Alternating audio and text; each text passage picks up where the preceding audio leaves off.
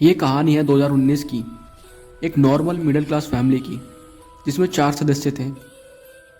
उनका बेटा, mummy papa और उनकी छोटी बेटी। ये लोग अपना गांव वाला घर छोड़कर नए नए दिल्ली में शिफ्ट हुए थे।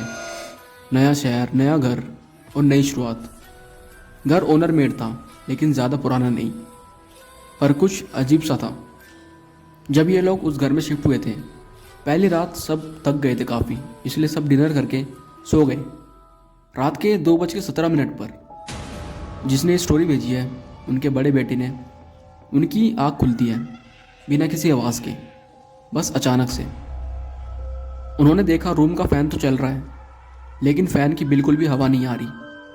और तब उसे लगा कोई उसके बेड के पास खड़ा है, पर जब लाइट ऑन की तो वहाँ कोई भी नहीं था। उसने सोचा नया घर है तो मुझे कुछ वहम हो रहा होगा, ऐसी काफ़ी थक भी चुका हूँ मैं, इसलिए। अगली कुछ रातों में चीज़ों का अपनी जगह से हिलना शुरू हो गया।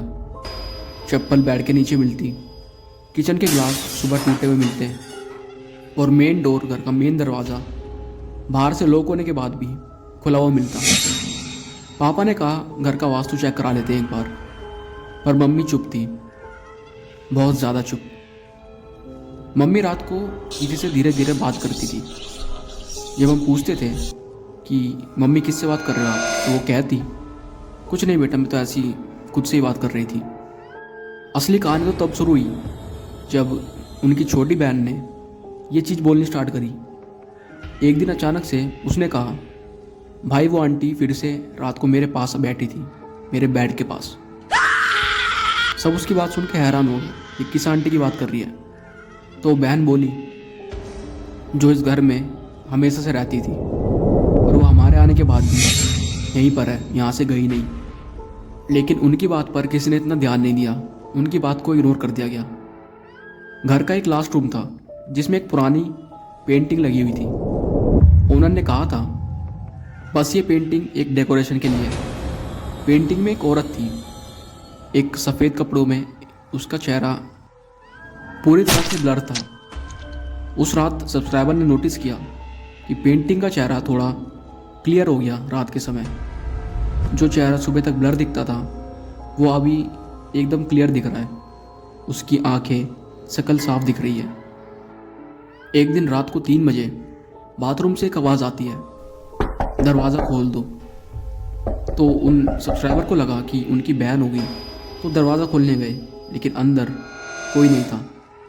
पर मिरर पर किसी के हाथ के निशान थे, जो कि गीले हाथ थे उस शीशे पे, जैसे किसी ने अभी अभी अपने गीले हाथ शीशे पे लगाए हो। एक दिन उनकी मम्मी को पड़ोस वाली आंटी ने उनसे बात करते हुए कहा था कि आप लोग यहाँ पे काफ़ी टाइम से रह रहे हो, लेकिन जो पिछले कुछ लोग आए थे वो यहाँ ज़्यादा दिन नहीं टिक पाए थे। पता चलता है कि उस घर में पहले एक औरत रहती थी, जो कि डोमेस्टिक वायलेंस का शिकार थी।